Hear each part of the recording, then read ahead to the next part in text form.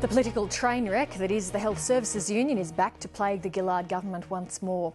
An audit has slammed the former union boss Michael Williamson for misspending millions of dollars.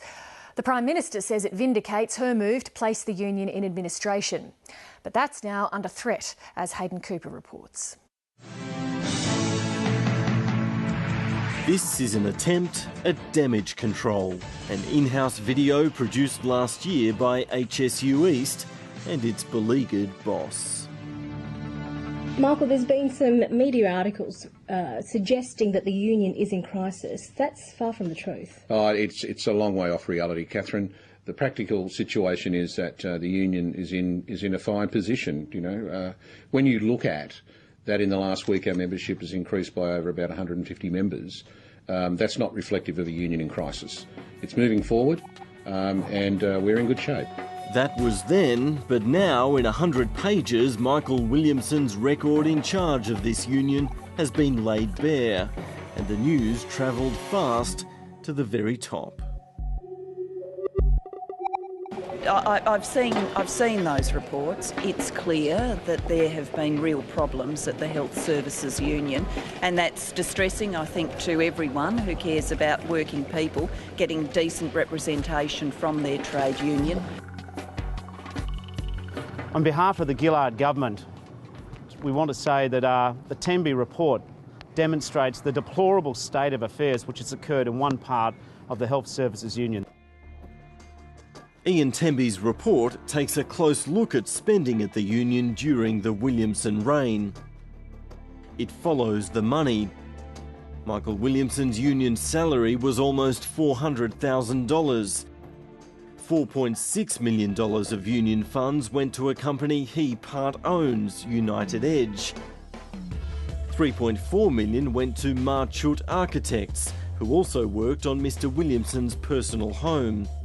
$3 million went to a printing firm which had allegedly given a credit card to the union boss. And almost $400,000 was paid to Mr. Williamson's wife for archiving union documents. Ian Temby finds that many of the contracts didn't even go to tender. For HSU officials still around, it's galling. There is not another union in this country that will be paying people even close to that, in fact nowhere near that.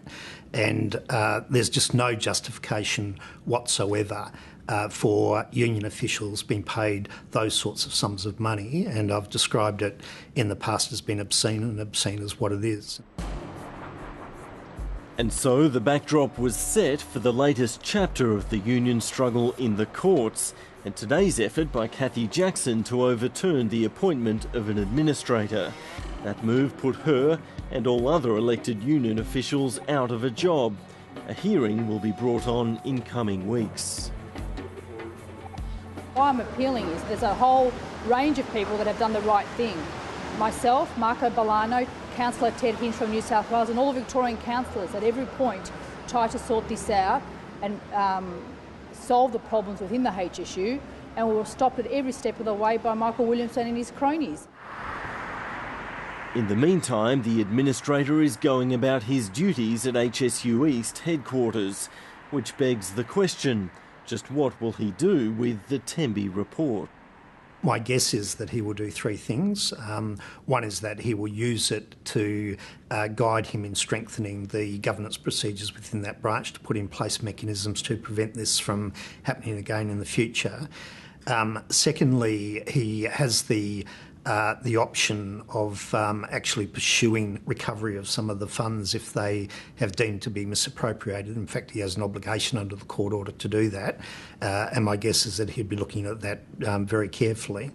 And the third option that he's got, if he hasn't already done it, is to refer the report to the New South Wales Police so that it can be investigated as part of the criminal investigation that they have underway at the moment.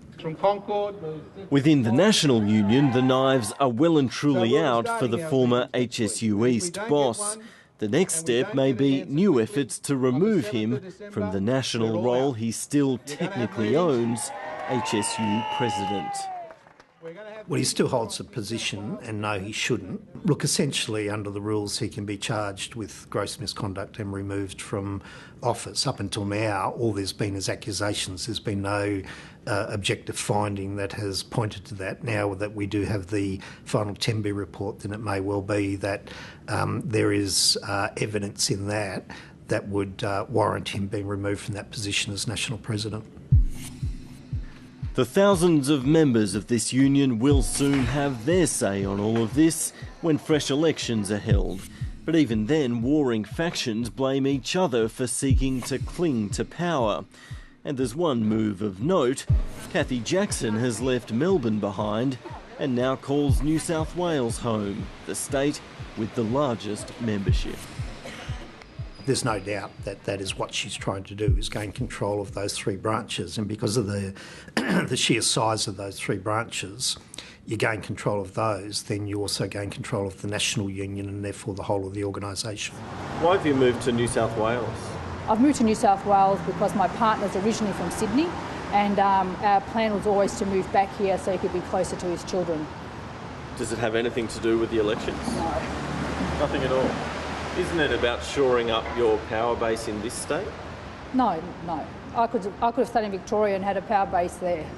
But your critics, no doubt, would say that this is about Cathy Jackson finally moving to take control of the new HSU. Well, it's nonsense. It's not about that. Hayden Cooper asking the questions there.